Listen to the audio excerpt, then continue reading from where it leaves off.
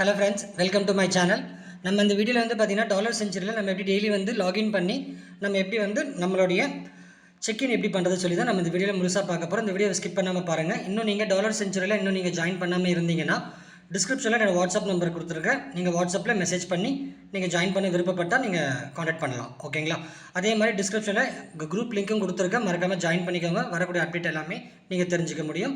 நம்ம சேனல் இன்னும் சப்ஸ்கிரைப் பண்ணாமல் இருந்தீங்கன்னா சப்ஸ்கிரைப் பண்ணிக்கோங்க. கூடவே பக்கத்தில் இருக்கிற பெல் பட்டனை கிளிக் பண்ணி ஆல் சொல்லி கொடுத்துக்கோங்க. Okay friends.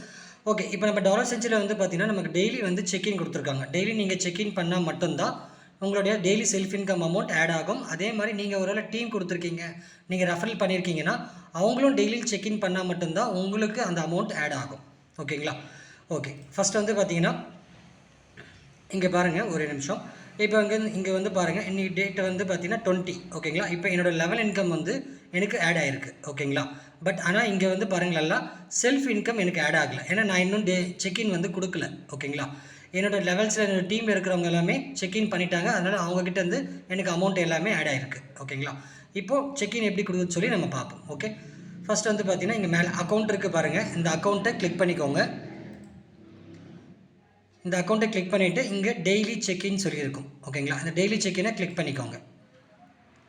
கிளிக் பண்ணப்போன்னு பார்த்தீங்கன்னா இப்போ உங்களுடைய யூசர் நேம் இங்கே ஷோ ஆகும். இப்போ வந்து பார்த்தீங்கன்னா எனக்கு வந்து நான் மொத்தம் வந்து 3 ஐடி வச்சுருக்கேன். என்னோடய 3 ஐடியுமே இங்கே ஷோ ஆகுது. ஓகேங்களா?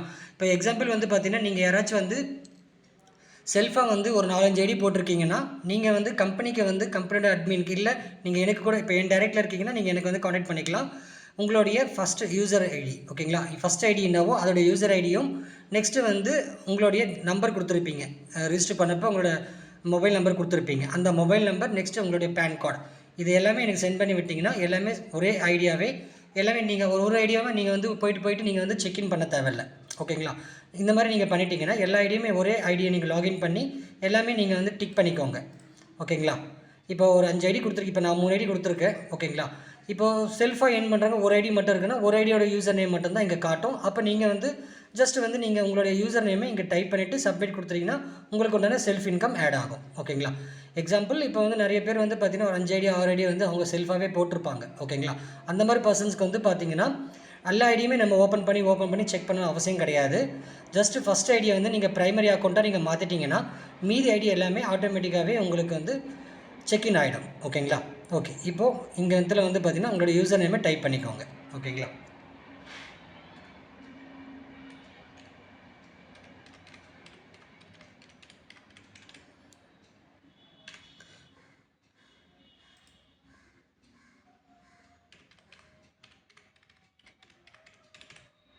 ஓகே ஃப்ரெண்ட்ஸ், இப்போ வந்து பார்த்தீங்கன்னா இப்போ என்னோடய ஃபஸ்ட் ஐடியோட யூசர் நேம் போட்டிருக்கு. ஓகேங்களா?